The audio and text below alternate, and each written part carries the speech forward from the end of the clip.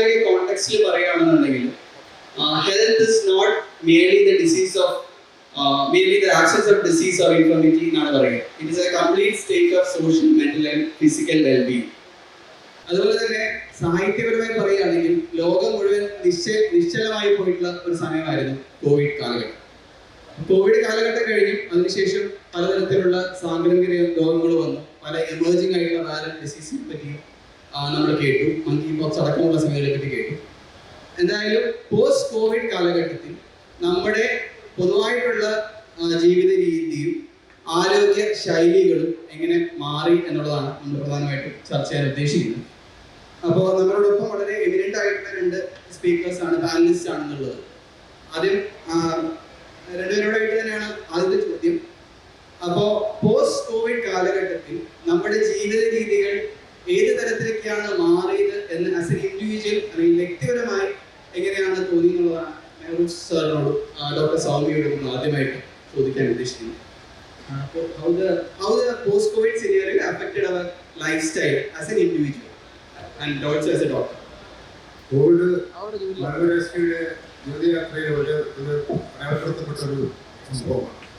ഒരുപക്ഷേ അഭിനാദരമായി ജീവിത രീതികളിലൂടെ പോകുന്ന മാനവ സമൂഹത്തെ ഒരു ചെറിയ രോഗാണുവിനെ പിടിച്ചു നിർത്താൻ സാധിച്ചു എന്നുള്ളതിൻ്റെ ചരിത്രത്തിൽ മറ്റ് സമാനമില്ലാത്ത ആ നിലയ്ക്ക് തന്നെ കോവിഡിന് മുമ്പും കോവിഡിന് ശേഷവും എന്ന രീതിയിൽ ചരിത്രത്തെ രണ്ടായി തോൽക്കേണ്ടി വരും എന്നുള്ളത് ഒരു ആഖ്യാനം നെറേറ്റീവ് വന്നുണ്ടായിരുന്നു. വ്യക്തിപരമായിട്ട് പറയുകയാണെങ്കിൽ ഞാനൊരു അലർജി ഉള്ളതാണ്, റെസ്പിറേറ്ററി അലർജി ഉള്ളതാണ്. എനിക്ക് എ സി ഒക്കെ വലിയ പ്രശ്നമാണ്. അപ്പോൾ ഈ കോവിഡ് വന്നതിന് ശരിക്കും 2 പ്രാവശ്യം കോവിഡ് ഉണ്ടായിട്ടുള്ളതാണ്. അതിന് പുറമെ ഞാൻ ജീവിതത്തിലെ രോഗങ്ങളുടെ ഒരു എന്താ പറയുക, അതിന് അത് ഹാർട്ട് റേഞ്ചിൽ ആളും കൂടിയാണ്. എനിക്ക് ഡയബറ്റീസ് ഉണ്ട്, ഹൈപ്പർ ടെൻഷൻ ഉണ്ട്, കോൺഗ്രാറ്റഡ് ഡിസീസ് കഴിഞ്ഞതാണ്, ആൻജിയോപ്ലാസ്റ്റി കഴിഞ്ഞതാണ്. അപ്പോൾ അതിൻ്റെ കൂടെ ഞാൻ വ്യക്തിപരമായിട്ട് എനിക്ക് തോന്നിയിട്ടുള്ളത് കോവിഡിന് ശേഷം ഈ റെസ്പിറേറ്ററി ഇഷ്യൂസ് എപ്പോഴും ഈ അലർജിക് ആയിട്ടുള്ള കോഫ് വരിക, പിന്നെ ഇടയ്ക്കിടെ റെസ്പിറേറ്ററി ഇൻഫെക്ഷൻസ് വരിക. പ്രത്യേകിച്ച് ഞാൻ ഫിസിഷ്യനാണ്, അത് ധാരാളം രോഗികളെ കാണുന്നതാണ്. ഈ അപ്പോൾ റെസ്പിറേറ്ററി ഇൻഫെക്ഷനായിട്ട് വരുന്ന ആളുകൾ, ഫ്ലൂ ആയിട്ട് ലൈക്ക് സിംറ്റംസ് ആയിട്ട് വരുന്ന ആളുകൾ എൻ്റെ മുമ്പിൽ ഇരിക്കുകയും അപ്പോൾ അവരിൽ ഞാൻ കോൺട്രാക്ട് ചെയ്യും. അപ്പോൾ അതുകൊണ്ട് അത് ഓക്യുപ്പേഷൻ ഹസാർഡിൻ്റെ പുറമേ എനിക്ക് തോന്നുന്നത് കോവിഡിന് ശേഷമുള്ള ആരോഗ്യ സ്ഥിതിയിൽ നമ്മുടെ ഇമ്മ്യൂണിറ്റി ലെവലിൽ നമ്മുടെ രോഗപ്രതിരോധ മേഖലയിൽ ഈ തരത്തിലൊക്കെ ചില ഇടിവുകൾ വന്നു കാണും. അതുകൊണ്ടായിരിക്കും ഒരു പക്ഷേ എപ്പോഴും പനിയും ചുമയും വരുന്നതും ഈ വന്നു കഴിഞ്ഞാൽ സിംറ്റംസ് തന്നെ കുറേ കാലം നീണ്ടു നിൽക്കുന്നതൊക്കെയാണ്.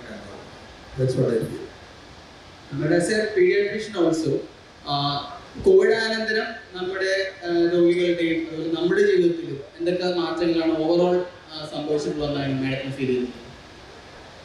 കുട്ടികളുടെ കാര്യം പറയുകയാണെങ്കിൽ ഇപ്പോൾ ഡോക്ടർ പറഞ്ഞ പോലെ വലിയ ആളുകളിൽ ഉണ്ടായ മാറ്റങ്ങളെ പോലെയല്ല കുട്ടികളുടെ കാര്യത്തിൽ പോസ്റ്റ് കോവിഡിൽ ഞങ്ങൾ കാണുന്നത്.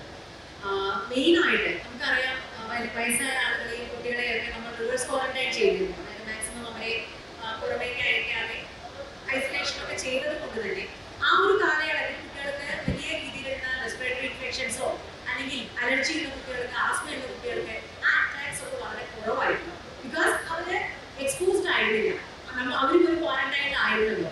അപ്പൊ അതുകൊണ്ട് തന്നെ ആ ഒരു സമയം വലിയ പ്രശ്നങ്ങളില്ലാതെ അച്ഛനമ്മമാർക്ക് പോയി.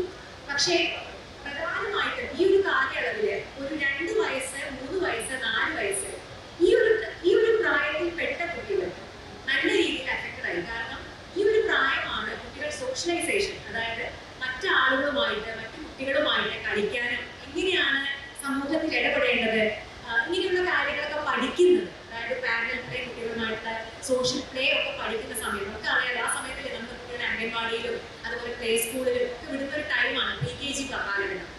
ആ ഒരു പ്രായത്തിൽ കോവിഡിൽ പെട്ടുപോയ കുട്ടികൾ അതിനുശേഷം വലിയ രീതിയിൽ ഒരു കോഗ്നിറ്റീവ് ഡിലേ അവർ നമ്മൾ കാണുന്നുണ്ട്. അതായത് കുട്ടികളുടെ സ്പീച്ച് ഡിലേ, കുട്ടികൾ സംസാരിക്കുന്നത് വൈകുന്നു. കുട്ടികൾ ഇപ്പോൾ പുറത്തു കൊണ്ടുപോകുന്ന സമയത്ത് അവർക്ക് അറിയുന്നില്ല എങ്ങനെയാണ് സോഷ്യലി അവർ ബിഹേവ് ചെയ്യേണ്ടതെന്ന് അറിയുന്നില്ല. അപ്പൊ അച്ഛന്മാർക്ക് വലിയൊരു ആദ്യമായി, അതായത് കുട്ടികളെ ഇനിയിപ്പോൾ എന്താണ് ചെയ്യുക എന്നുള്ളത്. അപ്പൊ പലരും വിചാരിക്കുന്നത് ഇത് കോവിഡിന്റെ ഒരു പ്രശ്നമാണ്, കോവിഡിന്റെ സൈഡ് ഇഫക്റ്റ് ആണ് വിചാരിച്ചിട്ട് ഞങ്ങൾക്ക് വരുന്ന നല്ലൊരു ശതമാനം അച്ഛനമ്മമാരുണ്ട്. പക്ഷെ ഇത് കോവിഡിന്റെ സൈഡ് ഇഫക്റ്റ് ആണ്, പക്ഷെ ആ രോഗത്തിന്റെ പ്രശ്നമല്ല. ഇതിന്റെ പ്രോബ്ലം പറഞ്ഞു കഴിഞ്ഞാൽ കുട്ടികൾക്ക് ആ പ്രായത്തിൽ നടത്തേണ്ട ഇല്ല. പലപ്പോഴും അച്ഛനമ്മ, അതായത് നമ്മുടെ കുട്ടികൾ എങ്ങനെയാണ് സംസാരിക്കാൻ പഠിക്കുന്നത്, ഒരിക്കലും അത് ആദ്യം കേട്ട് അവരത് മനസ്സിലാക്കി അവർക്ക് റിപ്രൊഡ്യൂസ് ചെയ്യുക ചെയ്യുന്നത്. അത് പലപ്പോഴും നമ്മൾ മാത്രമല്ല അതിൽ പാർട്ടാവുന്നത്. പലപ്പോഴും അവര് അംഗൻവാടിയിലൊക്കെ പോകുമ്പോൾ ടീച്ചർമാരെ, അവർ കൂടെ കളിക്കുന്ന കുട്ടികൾ, അങ്ങനെ പല പല സോഴ്സസ് ആണ് അവർ ഈ ലാംഗ്വേജ് പഠിക്കുന്നതും അത് മനസ്സിലാക്കി അത് റിപ്രൊഡ്യൂസ് ചെയ്യുന്നത്. ആ ഒരു ഓപ്പർച്യൂണിറ്റി അവർക്ക് നഷ്ടപ്പെട്ടു. അതുകൊണ്ട് തന്നെ കുട്ടികളിൽ മെയിനായിട്ട് ഞങ്ങൾ കണ്ടത് അസുഖങ്ങളല്ല, കോഗ്നിറ്റീവ് ആയിട്ടുള്ള ചില ബുദ്ധിമുട്ടുകളാണ്. മാഡം സാറും പറഞ്ഞു ഈ മുതിർന്ന തലമുറയിൽ തന്നെ കോവിഡ് വന്ന ശേഷം അതുകൊണ്ട് അതിനെ അറ്റുപിടിക്കാൻ പറ്റുമെന്ന് അറിയില്ല. ഇതിൽ ആൻസൈറ്റി ലെവല്, ചിലർ മെമ്മറി ലോസ്, ട്രാൻസ്ലേറ്റ് അല്ലെങ്കിൽ കുറച്ച് ഓർമ്മയിൽ കുറച്ച് കുറവ് വരിക, ആൻസൈറ്റി വരിക, ഡിപ്രഷൻ വരിക, മൂഡ് സ്വിങ്ങിങ്, ഇതെല്ലാം തന്നെ മുതിർന്ന ആളുകളിൽ പോലും കാണാറുണ്ട്. സ്പെഷ്യലി വളരെ ഗ്രൂപ്പായ പോസ്റ്റ്മോർട്ടം പിന്നെ അല്ലെങ്കിൽ അഡോളസൻസിന് എൽഡറിലേക്ക് കണ്ടുവരുന്നുണ്ട്. അത് കുട്ടികൾക്ക് മാത്രമല്ല, ഈ സൈക്കോളജിക്കൽ ഇഷ്യൂസ് എന്ന് പറയുന്നത് മാനസിക തലത്തിൽ മുതിർന്നവരെ കണ്ടുവരുന്നുണ്ടെന്ന് പറയാം. ഈ കാര്യം കൂടെ ഒന്ന് ആഡ് ചെയ്യാനുണ്ട്. പല അച്ഛനമ്മമാർക്കൊരു തെറ്റിദ്ധാരണ ഉണ്ടല്ലോ. ഇപ്പോ കുട്ടികളിൽ ചെറിയതായിട്ടുള്ള ജലദോഷവും പനിയൊക്കെ വരുന്ന സമയത്ത് പലരും വന്നിട്ട് പറയാറുണ്ട്, ഇപ്പൊ ഈ ഒരു 2 കൊല്ലമായിട്ട് വളരെ കൂടുതലാണ് കുട്ടിക്ക് ജലദോഷം ചുമയൊക്കെ വരുന്നത്.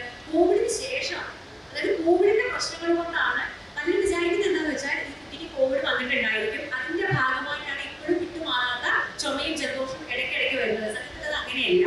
കോവിഡിന്റെ സമയത്ത് ഞാൻ മുമ്പ് പറഞ്ഞ പോലെ എല്ലാ കുട്ടികളും വീട്ടിൽ തന്നെയായിരുന്നു. അവർ എക്സ്പോസ്ഡ് ആയിട്ടേ ഇല്ല. അതായത് രോഗാണുക്കളായിട്ട് നമ്മൾ മാക്സിമം അവരെ പ്രൊട്ടക്ട് ചെയ്ത് വെച്ചു ആ ടൈമിൽ. അതുകൊണ്ട് തന്നെ സ്വാഭാവികമായിട്ടും ആ സമയത്ത് അവർ എക്സ്പോസ്ഡ് ആയില്ല, അതുകൊണ്ട് ഇമ്മ്യൂണിറ്റി ഉണ്ടായിട്ടില്ല. ഇപ്പോഴാണ് അവർ കഴിഞ്ഞ 1-2 വർഷങ്ങളായിട്ടാണ് നമ്മൾ കോവിഡിന് ശേഷം കൂടുതൽ പഴയ ഒരു രീതിയിലേക്ക് തിരിച്ചു പോയി. കുട്ടികൾ ഇപ്പോൾ കംപ്ലീറ്റ്ലി പുറത്തേക്ക് പോയി എക്സ്പോസ്ഡ് ആയി. അപ്പൊ സ്വാഭാവികമായിട്ടും അവരിൽ ഉണ്ടാകുന്ന ഇൻഫെക്ഷൻസ് കൂടി അച്ഛനുമായി പലരും കാണുന്നത് കോവിഡിന്റെ ഒരു പ്രശ്നമായിട്ടാണ്. അങ്ങനെയല്ല, കോവിഡ് സമയത്ത് നമ്മൾ അവരെ സുരക്ഷിതരാക്കി വെച്ചത് കൊണ്ട് അവർക്ക് ആ ഒരു എക്സ്പോഷർ ഉണ്ടാകാത്തത് കൊണ്ടാണ്. അതിനെപ്പറ്റി കൂടുതൽ നമ്മൾ ഭയപ്പെടേണ്ട കാര്യമില്ല. മുതിർന്നവരുടെ കേസിലും ഇതുപോലെ ഹെൽത്ത് സീക്കിംഗ് ബിഹേവിയർ അല്ലെങ്കിൽ ഒരു രോഗ ചികിത്സാ സഹായം വളരെ വേഗത്തിൽ നേടുന്നതിന് കോവിഡ് അനന്തരമുള്ള ഒരു ആരോഗ്യശീലങ്ങൾ കാരണമായ സാധ്യത തോന്നുന്നുണ്ടോ? അതായത് മുൻപ് ചെറിയൊരു ജലദോഷം പനിയൊക്കെ ആണെന്നുണ്ടെങ്കിലും ഒരു 4-5 ദിവസം സ്വയം ചികിത്സയോ അല്ലെങ്കിൽ മെഡിക്കൽ ഷോപ്പിൽ നിന്ന് മരുന്ന് മേടിച്ചോ കഴിഞ്ഞുകൊണ്ടിരുന്ന പൊതുജനങ്ങൾ അല്ലെങ്കിൽ രോഗികൾ ഇപ്പോൾ അതുവരെ വെയിറ്റ് ചെയ്യാണ്ട് കുറെ കൂടെ നേരത്തെ ഒരു ആരോഗ്യ വിദഗ്ധന്റെയോ അല്ലെങ്കിൽ ഒരു ആരോഗ്യ സ്ഥാപനത്തിലോ ചികിത്സയ്ക്ക് എത്തുന്നതായി സാറിന് തോന്നിയിട്ടുണ്ട്? തീർച്ചയായിട്ടും. അത് കാരണം കോവിഡ് വലിയൊരു പ്രഹരമായി.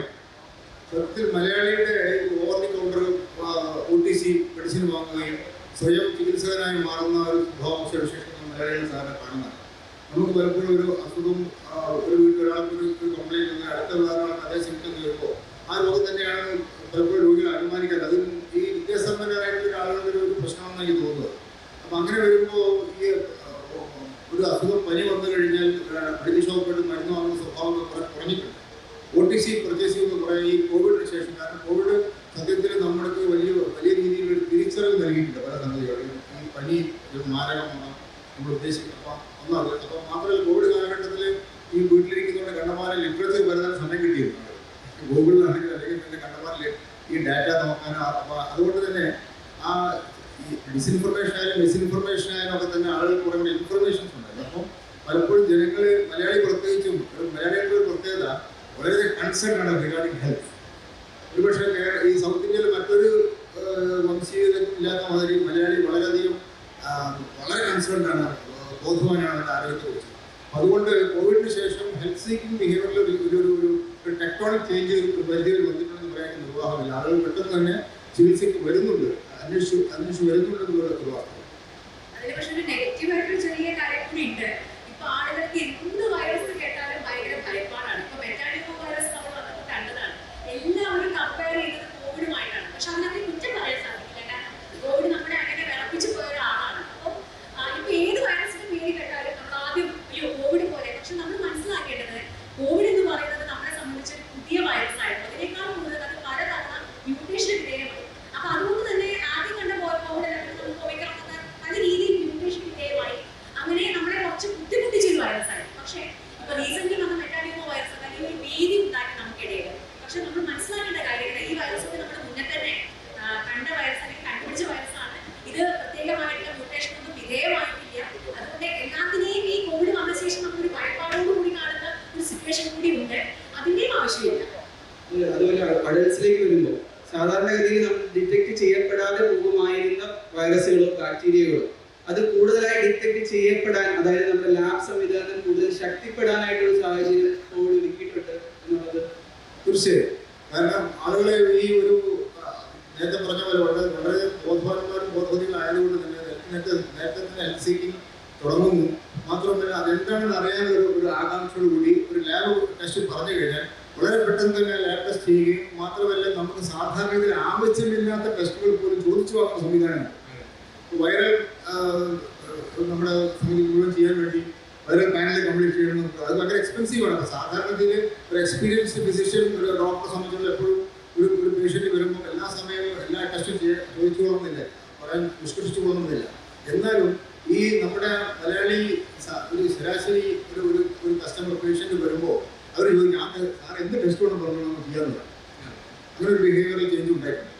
അതുപോലെ ഈ ഡി-ഡൈമർ പോലെയുള്ള ടെസ്റ്റുകൾ കൂടുതലായിട്ട് ഇൻഡിസ്ക്രിമിനേറ്റ്ലി യൂസ് ചെയ്യപ്പെടുന്നതായിട്ട് മാഡം തോന്നിയിട്ടുണ്ടോ?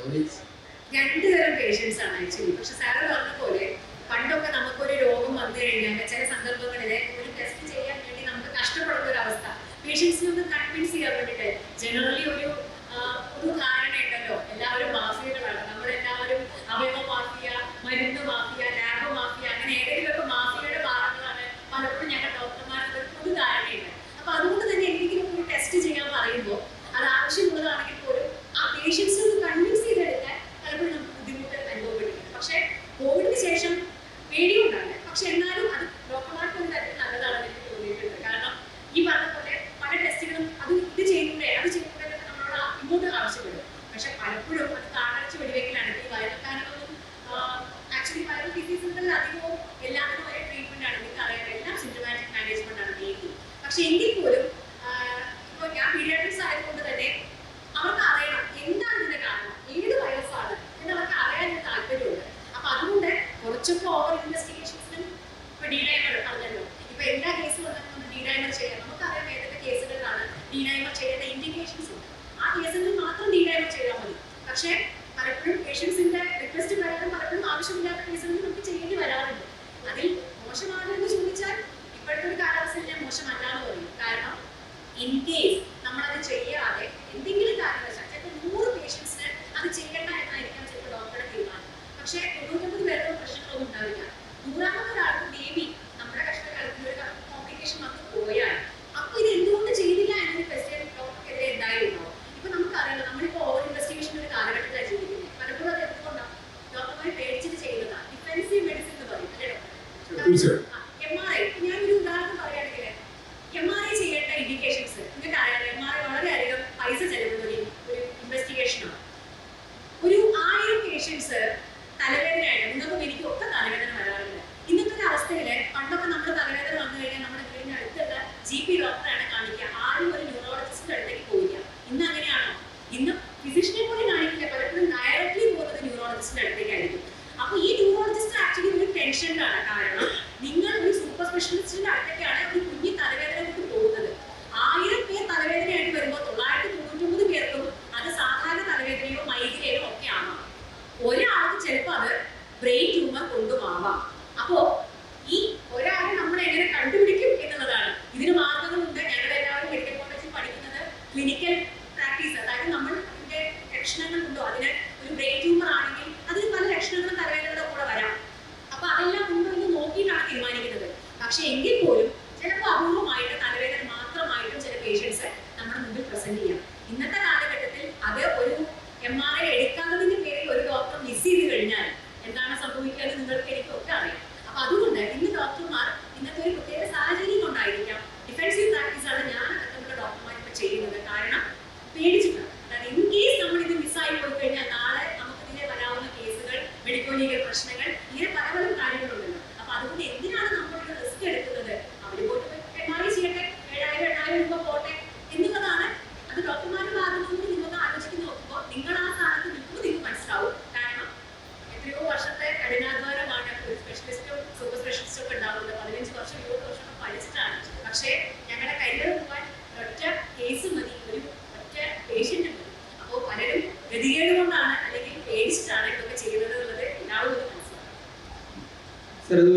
കോവിഡ് അതുപോലെയുള്ള സാംക്രമിക രോഗങ്ങളും കൂടുതലായിട്ട് വന്നപ്പോൾ, കമ്മ്യൂണിക്കബിൾ ഡിസീസ് അല്ലെങ്കിൽ ഇൻഫെക്ഷ്യസ് ഡിസീസ് കൂടുതലായി വന്നപ്പോൾ, മുമ്പ് തന്നെ നമ്മുടെ സമൂഹത്തിൽ കൂടുതലായിട്ട് ഉണ്ടായിരുന്ന നോൺ കമ്മ്യൂണിക്കബിൾ ഡിസീസസ്, ജീവിതശൈലി രോഗങ്ങൾ, അത് വിസ്മരിക്കപ്പെട്ടു പോവുകയോ അല്ലെങ്കിൽ ആ അസുഖങ്ങളുടെ ബേർഡൻ സമൂഹത്തിൽ കൂടുതലായിട്ട് മാറുകയോ അല്ലെങ്കിൽ അതിന്റെ സീക്വൽ കോംപ്ലിക്കേഷൻസ് കൂടുതലായിട്ട് സംഭവിക്കുകയോ ചെയ്തതായിട്ട് സാറിന് അനുഭവപ്പെട്ടിട്ടുണ്ട്.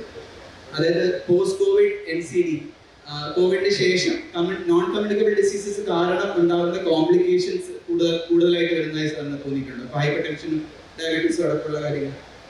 ഒരു marked increase complications pertaining to the lifestyle diseases different എനിക്ക് തോന്നിയിട്ടില്ല. പക്ഷേ ഒരു കാര്യം മനസ്സിലാക്കേണ്ടതുണ്ട്, കേരളം ഇന്ന് ജീവിതശൈലി രോഗങ്ങളുടെ ഒരു പ്രതീക്ഷയും മാറിക്കൊണ്ടിരിക്കുകയാണ്. ഒരുപക്ഷേ ലോകത്തിൽ തന്നെ ജീവിതശൈലി രോഗങ്ങളുടെ തലസ്ഥാനമായി കേരളം മാറിക്കൊണ്ടിരിക്കുകയാണ്. കാരണം കഴിഞ്ഞ ഒരു 10-50 വർഷം കൊണ്ട് കേരളത്തിലുണ്ടായിട്ടുള്ള ഈ പുതുപ്പണം, നവസമ്പന്നത, ഈ നവസമ്പന്നത ഏറ്റവും കൂടുതൽ മനുഷ്യനെ മടിയിൽ പിടിപ്പിച്ചവനാക്കുകയും അതുപോലെ തീരെ അധ്വാനിക്കാത്ത മനുഷ്യന് കണ്ടമാനം ഭക്ഷണം കഴിക്കുകയും ചെയ്യുന്ന സംവിധാനത്തിലേക്ക് എത്തിപ്പോയിട്ടുണ്ട്. ഏറ്റവും ആദ്യം ഈ ഗൾഫ് ഭൂമി കൊണ്ട് മാറി മറിഞ്ഞത് നമ്മുടെ തീന്മേശകളാണ്. അപ്പോൾ തീന്മേശകളിൽ അണിനിരുന്ന ഈ ഗൾഫാകുന്ന വാതിലൂടെ നമ്മുടെ തീന്മേശകളിലേക്ക് വന്ന ഈ വിവിധ തരം ആരോഗ്യ ഭക്ഷണ സാധനങ്ങൾ എല്ലാം തന്നെ ഒരു മനുഷ്യന്റെ ആവശ്യത്തിൽ കൂടുതൽ കലോറി, അതിൽ പറഞ്ഞത് ഈ 4 വൈറ്റ്സ്, വെളുത്ത അരി, വെളുത്ത മൈദ, വെളുത്ത ഉപ്പ്, വെളുത്ത പഞ്ചസാര, ഈ 4 വൈറ്റ്സ്, ഈ 4 സംഗതികൾ മലയാളിയുടെ ജീവിതത്തിൽ ഒഴിച്ചുകൂടാൻ പറ്റാത്ത കാര്യമാണ്. അപ്പം അങ്ങനെ മലയാളി പൊണ്ണത്തടിയിലേക്ക് പോകുമ്പോൾ ഞാനൊക്കെ പഠിക്കുന്ന കാലത്ത് ഈ സ്കൂളിൽ പോയി കുട്ടികളിൽ ഒബീസിറ്റി ഉണ്ടാവാറുണ്ടായിരുന്നു, പൊണ്ണത്തടി ഉണ്ടാവാറുണ്ട്. ഇപ്പോൾ നിങ്ങൾ പീഡിയാട്രീഷ്യൻ. അപ്പോൾ ഇന്നിപ്പോൾ നമ്മുടെ നാട്ടിൽ ആസ് പെർ ദി സ്റ്റഡി കേരളത്തിൽ സ്കൂളിൽ പോയി ചിൽഡ്രനിൽ 33-34% കുട്ടികൾ ഒബീസാണ്. അവർക്ക് ഫാറ്റി ലിവർ ഉണ്ടാവുന്നുണ്ട്. മുമ്പ് കാലത്ത് കണ്ടിട്ട് കളിസ്ഥലങ്ങളിൽ കുട്ടികൾ കളിക്കുന്നില്ല, എല്ലാവരും വീടിനകത്താണ്. അതുകൊണ്ട് ലൈഫ് സ്റ്റൈൽ ഡിസീസ് വളരെ കൂടുതൽ. അതുകൊണ്ട് സ്വാഭാവികമായും ലൈഫ് സ്റ്റൈൽ ഡിസീസ് വളരെ നേരത്തെ തുടങ്ങുന്നുണ്ട്. മലയാളിയാണെങ്കിൽ 70 വയസ്സിൽ ജീവിക്കുന്നത് കൊണ്ട് 20-ആം വയസ്സിൽ തുടങ്ങുന്ന ലൈഫ് സ്റ്റൈൽ ഡിസീസ് 60 വർഷം അവനെ വിവിധങ്ങളായ ജീവിതശൈലി രോഗങ്ങൾ ജീവിക്കേണ്ടതായിട്ടുണ്ട്. അപ്പോൾ കോംപ്ലിക്കേഷൻ ജീവിതശൈലി രോഗങ്ങൾ വേണ്ടമാതിരി കൺട്രോൾ ചെയ്തിട്ടില്ലാന്നുണ്ടെങ്കിൽ ഉറപ്പാണ്. ഒരു ഓവർ വെയിറ്റുള്ള ഒബീസായിട്ടുള്ള പൊണ്ണത്തടി വന്നു കഴിഞ്ഞാൽ ബാക്കിയെല്ലാം ഫ്രീ ആണ്. പൊണ്ണത്തടി മാത്രം ഉണ്ടാക്കിയാൽ മതി. ബാക്കി പ്രമേഹം, പ്രഷർ, കൊളസ്ട്രോൾ, ഹാർട്ട്, കിഡ്നി, തേയ്മാന രോഗം, ഡീജനറേറ്റീവ് ഡിസീസസ്, ഡിമെൻഷ്യ, എവറിത്തിങ് അത് ഫ്രീ ആണ്. ഇതെടുത്താൽ അനേകം ഫ്രീ ആണ് കേരളത്തിലെ സിറ്റുവേഷൻസ്. അപ്പോൾ അതുകൊണ്ട് കോംപ്ലിക്കേഷൻസ് കണ്ടമാനമുണ്ട്. മാത്രമല്ല ഈ ഒരു കാര്യം പറയാനുള്ളത്, കേരളത്തിലുള്ള വളരെ അപകടകരമായ രീതിയിലുള്ള ഒരു വേതാള നൃത്തം, ഡുവൽ, ഒരു യുഗ്മ നൃത്തം എന്ന് പറയുന്നത് ഈ അതീവ സമ്പന്നന്മാരുടെ സാമ്പത്തികമായി ഉയർന്ന നിലയിൽ ആളുകളിൽ കാണുന്ന ജീവിതശൈലി രോഗങ്ങൾ ഒരു ഭാഗത്ത് കാണുമ്പോൾ അതീവ ദരിദ്രവും പിന്നോക്കം നിൽക്കുന്ന ആളുകളുടെ സമൂഹത്തിൽ കാണുന്ന സാംക്രമിക രോഗങ്ങൾ വേറൊരു ഭാഗത്തും കാണുന്നത് കേരളത്തിൽ. അതാണ് ഒരു ഈ നമ്മുടെ ലെപ്റ്റോസ്പൈറോസിസ്, ഈ എലിപ്പനി എന്നൊക്കെ പറയുന്നത് 1890-കളിലും 1900 ആദ്യങ്ങളിലൊക്കെ യൂറോപ്പിൽ നിർമ്മാർജ്ജിത രോഗമാണ്. അതിപ്പോൾ കേരളത്തിൽ എനീറ്റായി മഴക്കാലം വന്നു കഴിഞ്ഞാൽ കേരളത്തിൽ എനീറ്റായി വരുന്നുണ്ട്. അപ്പോൾ ഒരു ഭാഗത്ത് മാരകമായ ഈ സാംക്രമിക രോഗങ്ങളൂടെ കൊണ്ടുന്നു, മറുഭാഗത്ത് ഈ സാംക്രമിക രോഗങ്ങൾ മാടി വിളിക്കുന്ന ഈ കോവിഡ്, ഈ ലൈഫ് സ്റ്റൈൽ ഡിസീസ് എന്ന് പറഞ്ഞാൽ മനുഷ്യന്റെ രോഗപ്രതിരോധ ശേഷി കുറയ്ക്കുന്നതാണ്. അത് പ്രമേഹമായാലും പ്രഷറായാലും കൊളസ്ട്രോൾ ആയാലും ഡയബറ്റീസ്, ലിവർ ഡിസീസ് ആയാലും കിഡ്നി ഡിസീസ്. അപ്പോൾ ഒരു ഭാഗത്ത് ഈ ലൈഫ് സ്റ്റൈൽ ഡിസീസ് കൂടുകയും അതിൻ്റെ കോംപ്ലിക്കേഷൻസ് കൂടുകയും, മറുഭാഗത്ത് ഇവരെ ആക്രമിക്കാൻ വേണ്ടി ഏത് നേരം സദാ ജാഗരൂകരായി നിൽക്കുന്ന അനേകം ഈ സാംക്രമിക രോഗങ്ങളുള്ള ഇവ രണ്ടും കൂടി ചേർന്നുള്ള ഒരു വളരെ അപകടകരമായ ഒരു വേതാള നൃത്തം, ഒരു യുഗ്മ വേതാള നൃത്തത്തിന്റെ പിടിയിലാണ് കേരളീയർ എന്ന് പറയുന്നത്. ഞാനിപ്പോൾ ഡോക്ടറുടെ മെറ്റബോളിക്, അതായത് നമ്മുടെ ജീവിതശൈലി രോഗങ്ങളെ പറ്റി പറയുമ്പോൾ ആഡ് ചെയ്യാനുള്ളത്, ഡോക്ടർ അഡൽട്ടിനെ പറ്റി സംസാരിക്കുന്നത് ഞാൻ പീഡിയാട്രിക്സ് സംസാരിക്കുന്നത് വിചാരിച്ചിട്ടാണ്. കാരണം ഞാൻ ഇപ്പോൾ കഴിഞ്ഞ 2 വർഷമായിട്ട് പ്രാക്ടീസ് ചെയ്യുന്നത് UAE-യിലാണ്, ഷാർജയിലാണ്. നമ്മുടെ നാട്ടിൽ ഇപ്പോൾ നമ്മൾ ഇന്ത്യയെ പോലെയുള്ള ഒരു വികസിത രാജ്യത്ത് നമ്മൾ പറയും നമ്മുടെ ഏറ്റവും വലിയ പ്രശ്നം കുട്ടികളുടെ തൂക്കമില്ലായ്മയാണ്, അതായത് മാൽന്യൂട്രീഷൻ ആണ് എന്ന് പറയും. പക്ഷേ UAE പോലെയുള്ള രാജ്യത്തൊക്കെ നമ്മൾ പോകുമ്പോൾ കാണുന്നത് നേരെ ഓപ്പോസിറ്റ് ആണ്. പക്ഷെ ഇന്ന് ഇന്ത്യയിലും അത് തന്നെയാണ് നമ്മൾ കണ്ടുകൊണ്ടിരിക്കുന്നത്. അതായത് നമ്മൾ പലപ്പോഴും വിചാരിക്കുന്നത് തൂക്കം, അതായത് എല്ലാവരുടെയും പ്രശ്നം കുട്ടിക്ക് വേണ്ടാത്ത തൂക്കമില്ല, കുട്ടിക്ക് വേണ്ടത്ര ആരോഗ്യമില്ല എന്നുള്ളതാണ്. പക്ഷെ അതേസമയം ഇന്ന് നമ്മൾ അതിൻ്റെ ഒരു നേരെ ഓപ്പോസിറ്റ് ഒരു എൻ്റെ കൂടി നമ്മൾ കാണുന്നുണ്ട്, തൂക്കം കൂടുതൽ. ഡോക്ടർ പറഞ്ഞ അതേ ചൈൽഡ്ഹുഡ് ഒബീസിറ്റി. ഈ ചൈൽഡ്ഹുഡ് ഒബീസിറ്റിയുടെ ഒരു പ്രശ്നം എന്ന് പറഞ്ഞു കഴിഞ്ഞാൽ ഈ പറഞ്ഞ പോലെ ഒന്നെടുത്താൽ ഒന്ന് ഫ്രീ ആണ്. ചൈൽഡ്ഹുഡ് ഒബീസിറ്റിയുടെ കൂടെ കുട്ടികൾക്ക് വരുന്നത് കുറേ ഒരു ലിസ്റ്റ് ഓഫ് ഡിസീസസ് ആണ്. അതായത് ആസ്മ വരാം, അലർജി വരാം, ഈ പറഞ്ഞ പോലെയുള്ള ലിവർ ഡിസീസസ് വരാം, വളരെ ചെറിയ പ്രായത്തിൽ തന്നെ ഷുഗറും കൊളസ്ട്രോളും, ഇങ്ങനെയുള്ള എല്ലാ പ്രശ്നങ്ങളും. അതായത്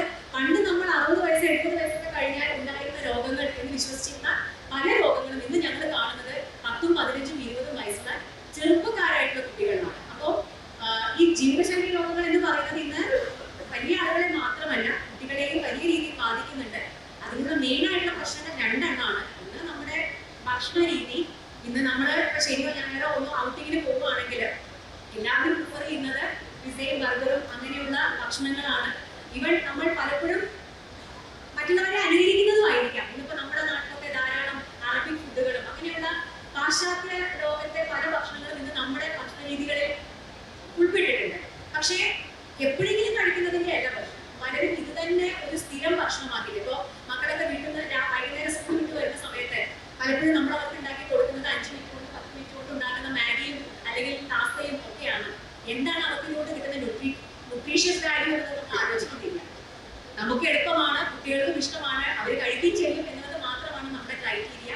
പക്ഷേ ഇതുകൊണ്ടൊക്കെ നമ്മൾ നമ്മുടെ മക്കൾക്ക് കൊടുക്കുന്നത് കാലാകാലമുള്ള പല രോഗങ്ങളും ഈ പൊണ്ണത്തടിയും ഒക്കെയാണ്. അതുകൊണ്ട് ഭക്ഷണ കാര്യങ്ങളിൽ വളരെയധികം ശ്രദ്ധിക്കുക. അതുപോലെ തന്നെയാണ് എക്സസൈസ്. കുട്ടികളുടെ ഒരു ദിവസം ഒരു 45 മിനിറ്റെങ്കിലും ശരീരം അനങ്ങിയിട്ടുള്ള എന്തെങ്കിലും ഒരു എക്സസൈസ്. കുട്ടികളാണല്ലോ ആവശ്യമില്ല, അങ്ങനെയല്ല. നിങ്ങൾ ചെറുപ്പത്തിലേ അത് ശീലിപ്പിച്ചു കഴിഞ്ഞാൽ വലുതാവുമ്പോൾ അവരുടെ ജീവിതത്തിന്റെ ഒരു മാർഗമായും അല്ലെങ്കിൽ ജീവിതത്തിന്റെ ഒരു രീതിയായിട്ട് മാറും. അതുകൊണ്ട് തന്നെ ചെറുപ്പം മുതലേ അത് ശീലിക്കുന്നത് വളരെ ഒരു കാര്യം പറയാനുള്ളത്, ഈ നമ്മൾ ഈ യൂറോപ്പിലൊക്കെ 200 കൊല്ലം കൊണ്ടോ 300 കൊല്ലം കൊണ്ടായിട്ടുള്ള സാമ്പത്തിക നേട്ടം കേരളത്തിലുണ്ടാക്കി 50 കൊല്ലം കൊണ്ടാണ്. അത് അങ്ങനെയാണ് കേരളത്തിൽ എയ്റോപ്ലെയിൻ എക്കോണമി എന്ന് പറയാറുണ്ട്. അപ്പോൾ അന്യത ഒരു 50 കൊല്ലം മുമ്പ് പരമദരിദ്രരായിട്ട് ആവാസം ഒഴിഞ്ഞ് ജീവിച്ചിരുന്ന സമൂഹത്തിലേക്കാണ് വളരെ പെട്ടെന്ന് കണ്ടമാനം ഭക്ഷണം വന്നത്. അപ്പോൾ അതുവരെ വളരെ ചുരുങ്ങിയ ഭക്ഷണം കൊണ്ട് ജീവിക്കാൻ സാധിക്കുന്ന ഒരു ത്രിഫ്റ്റ് ജീൻ എന്ന് പറയുന്ന ഒരു സംഗതി മനുഷ്യൻ കേരളയിൽ ഉണ്ടായിരുന്നു. അവരുടെ ഇടയിലേക്കാണ് ഈ കണ്ടമാനം ഭക്ഷണം വന്നത്. അതുകൊണ്ട് അന്ന് കത്ത് പെട്ടെന്ന് ഈ മെലിഞ്ഞ ആൾക്കാരെ കഴിച്ചു പോവുകയില്ല. ഒന്നുകൂടെ പറയട്ടെ, ഈ ലോകത്തിൽ ഏറ്റവും കൂടുതൽ ചെറുപ്പക്കാരുടെ ഹാർട്ട് അറ്റാക്ക് ഉണ്ടാകുന്ന സ്ഥലം കേരളമാണ്. ലോകത്തിൽ അത് നമ്മൾ ജനിതകമായിട്ട് തന്നെ മലയാളി ജീവിതശൈലി രോഗങ്ങളിലേക്ക് പെട്ടെന്ന് അടുക്കാനുള്ള ഒരു ജനിതക ഘടനയുള്ളവരാണ്. അതുകൂടെ ഇതിൽ കൂടി പറയേണ്ടതാണ് എന്ന് പറയും. അടുത്ത ചോദ്യം രണ്ടുപേരോടാണ്. കോവിഡാനന്തരം ഒരു ഇൻഫർമേഷൻ ഡംപിങ് പലപ്പോഴും ജനങ്ങളുടെ ഇടയിൽ ഉണ്ടായിട്ടുള്ളതായിട്ട് പലപ്പോഴും ശ്രദ്ധയിൽപ്പെട്ടിട്ടുണ്ട്. അതായത് ഒരു തെറ്റായിട്ടുള്ള ഇൻഫർമേഷൻ അല്ലെങ്കിൽ ഒരു പാതി ട്രൂ ആയിട്ടുള്ള ഇൻഫർമേഷൻ, പാതി സത്യമായിട്ടുള്ള വിവരങ്ങൾ, മരുന്നുകളെ കുറിച്ചാണെങ്കിലും അതുപോലെ മറ്റ് ജീവിതശൈലിയെ പറ്റിയാണെങ്കിലും പ്രതിരോധത്തെ പറ്റിയാണെങ്കിലും ഏതെങ്കിലും വൈറൽ അല്ലെങ്കിൽ ജീവിതശൈലി രോഗങ്ങളെ പറ്റിയാണെങ്കിലും ഉണ്ടായിട്ടുണ്ട്. ഇത് സ്പെസിഫിക്കലി എന്തെങ്കിലും ഒരു പ്രവർത്തനത്തെ അതായത് മെഡിക്കൽ മേഖലയിലെ ഏതെങ്കിലും ഒരു സർവീസ് നൽകുന്നതിൽ നിന്ന്, ഇപ്പോൾ ഓർഗൻ ഡൊണേഷനെ പറ്റി മുന്നേ പലരും പറയുന്നുണ്ട്. അതുപോലെ ചില പ്രത്യേക മരുന്നുകൾ വളരെ ഹാനികരമാണ് നമുക്ക് മനുഷ്യന് കഴിക്കാൻ എന്ന് ചിലപ്പോൾ മാധ്യമങ്ങളിലൂടെയും സിനിമകളിലൂടെയും പുസ്തകങ്ങളിലൂടെയും ഈ പറയുന്ന ഫിക്ഷൻ നോവലുകളിലൂടെയും ജനങ്ങളിലേക്ക് എത്തുന്നുണ്ട്. അപ്പോൾ ഇതിനെ പറ്റി എന്താണ് സാർ? ഈ ഇൻഫർമേഷൻ, മിസ്ഇൻഫർമേഷൻ, ഡിസ്ഇൻഫർമേഷൻ, തെറ്റായ വിവരം നൽകുന്നതിനാണ് ഡിസ്ഇൻഫർമേഷൻ. അതുപോലെ തന്നെ വേറെ രൂപമാണ് മിസ്ഇൻഫർമേഷൻ. അപ്പോൾ നമ്മുടെ നാട് മലയാളികൾക്കുള്ള ഒരു പ്രത്യേകത, ഇപ്പോൾ സോഷ്യൽ മീഡിയ വന്നതിന് ശേഷം ഈ ഒരു വിവരം കിട്ടുമ്പോൾ അതിൻ്റെ വെറാസിറ്റി, അത് വിശ്വസനീയമാണോ, സത്യാവസ്ഥ മനസ്സിലാക്കാൻ തന്നെ വിശ്വസിക്കുന്ന കുറവില്ല. ഇപ്പം ഞാനാണ് ഡോക്ടർ, ഞാൻ 46 വർഷമായിട്ട് പ്രാക്ടീസ് ചെയ്യുന്ന ഡോക്ടറാണ്. ഞാൻ എഴുതുന്ന ഒരു മെഡിസിൻ, ഞാൻ MD മേടിയതാണ് കാലിക്കറ്റ് മെഡിക്കൽ. അപ്പോൾ ഞാൻ എഴുതുന്ന ഒരു മെഡിസിൻ അതിന് സൈഡ് ഇഫക്റ്റ് ഉണ്ടോ എന്ന് ഒരു രോഗി പോയി അന്വേഷിക്കുന്ന മറ്റൊരു ഡോക്ടറല്ല, മെഡിക്കൽ ഷോപ്പിൽ മരുന്ന് ഡിസ്പെൻസ് ചെയ്യുന്ന ആളോടാണ്. ഇതിന് കിഡ്നിക്ക് കുഴപ്പമുണ്ടാകുന്ന മരുന്നുണ്ടോ, ഇതിൽ പലപ്പോഴും പല മരുന്നുകൾക്കും വിവിധങ്ങളായ ഉപയോഗങ്ങളുണ്ടോ. ഉദാഹരണമായിട്ട് ന്യൂറിറ്റിക് പെയിൻ നമ്മൾ അമിട്രിപ്റ്റിൻ കൊടുക്കും. അമിട്രിപ്റ്റിൻ 10 mg അതിൻ്റെ ഡോസാണ്. അമിട്രിപ്റ്റിൻ 75 mg കൊടുക്കുന്ന ഡിപ്രഷനാണ്. ഈ നമ്മൾ 10 mg കൊടുക്കുന്ന ആളെ ന്യൂറിറ്റിക് പെയിൻ കൊടുക്കുന്നതാണ്. അല്ല വാസ്കുലർ ഹെഡേക്ക്, മൈഗ്രെയിന് വേണ്ടി നമ്മൾ അമിട്രിപ്റ്റിൻ പ്രിവെൻഷനെ കൊടുക്കും 10 mg. അപ്പോൾ ഈ മരുന്ന് ഈ സംഗതി കൊണ്ടുപോയി ചോദിക്കുമ്പോൾ മെഡിക്കൽ ഷോപ്പുകാർ പറഞ്ഞാൽ അടുത്ത് ഡിപ്രഷനുള്ള മരുന്നാണല്ലോ എന്ന് പറയും. അതുപോലെ തന്നെ നമ്മൾ ഈ ചില മൈഗ്രെയിൻ കൊടുക്കുന്ന ചില മരുന്നുകളുടെ കാർബോസൈറ്റ് ഉണ്ട്, അത് കൺവെർഷൻ കൊടുക്കും.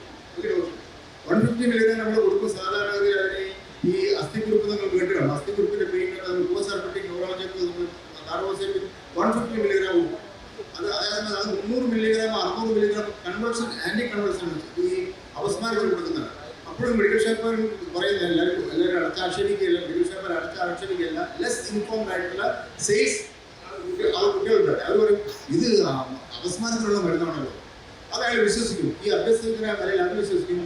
അദ്ദേഹം തിരിച്ച് എൻ്റെ അടുത്തേക്ക് വരില്ല സാറേ. അപ്പോൾ പിന്നെ ചോദിക്കുന്നത് പേഷ്യൻ്റ് കാണില്ല, ഈ ഡോസ് ഫോർ ഫോളോ. പിന്നെ പറയാം അദ്ദേഹം അപസ്മാരത്തിലുള്ള മരുന്നാണ്, തലവേദനക്കുള്ള മരുന്ന് ജനങ്ങൾക്ക് കൊടുത്തിരിക്കുന്നത്. അപ്പോൾ ഇത് ഈ ഇൻഫർമേഷൻ ഈ നമ്മളെ അമിതമായ ഓവർ ആൻസൈറ്റി കൊണ്ടും നമ്മുടെ ഈ തെറ്റായ വിവരങ്ങളെ വളരെ പെട്ടെന്ന് പിടിച്ചെടുക്കുവാൻ എന്തോ ഒരു പ്രശ്നം മലയാളിയുടെ ബോധമനസ്സുണ്ടെന്ന് എനിക്ക് തോന്നുന്നു. അത് കറക്റ്റ് ചെയ്യേണ്ടതായിട്ടുണ്ട്. ഈ ഒരു രോഗിയുടെ പ്രഥമമായ കടമകളിൽ ഒന്ന്, അയാൾക്ക് ഏറ്റവും മികച്ച ചികിത്സ ലഭിക്കാൻ വേണ്ടി ഡോക്ടറെ സഹായിക്കുക എന്നുള്ളതാണ്. You help me to help you back. നിങ്ങളെ ഈ അസുഖത്തിൽ നിന്ന് മോചിപ്പിക്കുവാൻ നിങ്ങൾ എന്നോട് സഹകരിക്കണം എന്നുള്ളതാണ്.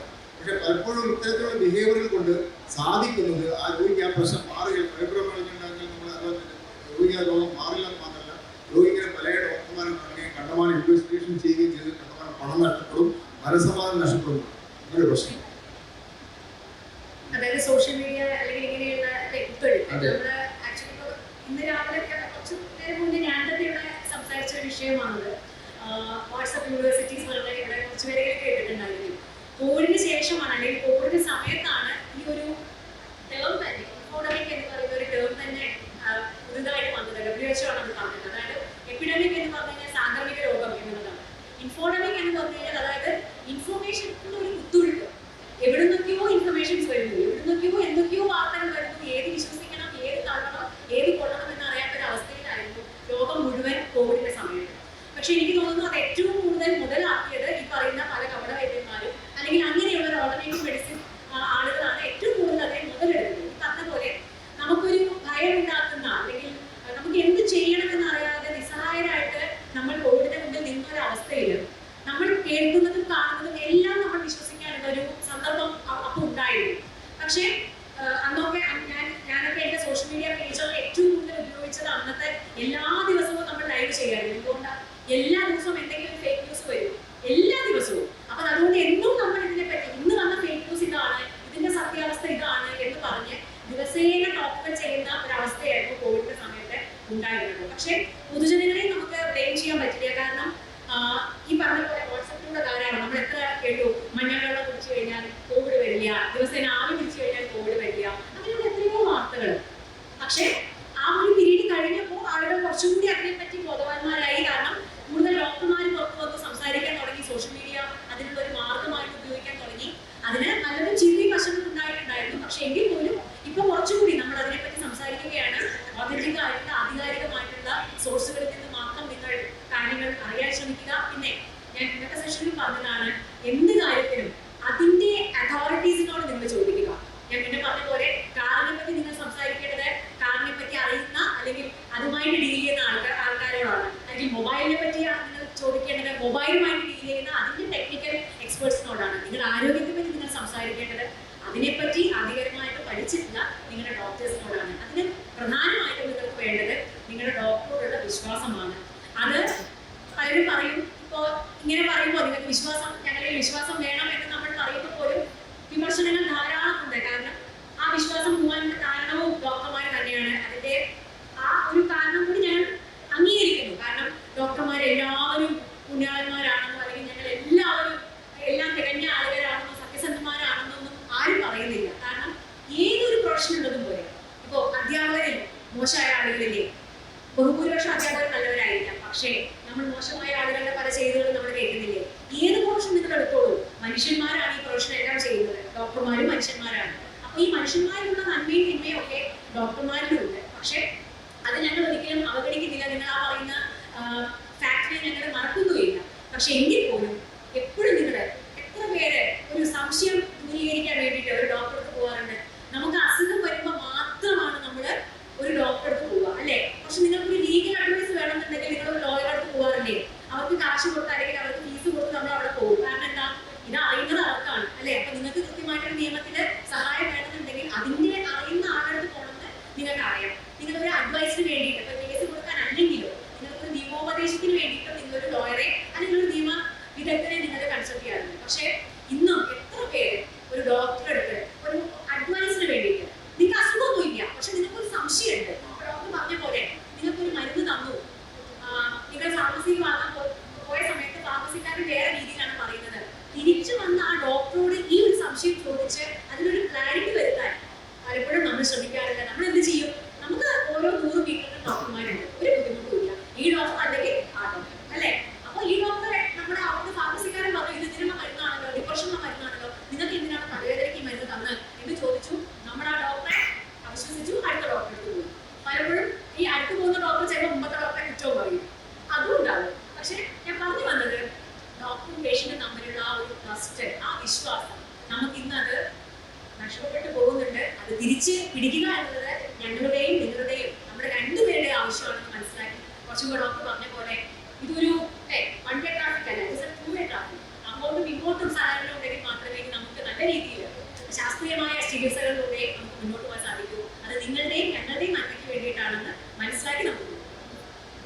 അതുപോലെ കോവിഡിന് ശേഷം പൊതുവെ പേഷ്യൻസ് വരുമ്പോൾ പറയുന്ന ഒന്ന് രണ്ട് കാര്യങ്ങളാണ്. ഇപ്പോൾ ഭയങ്കരമായ ജോയിന്റ് പെയിൻ, ഭയങ്കരമായിട്ട് ജോയിന്റ് പെയിൻ.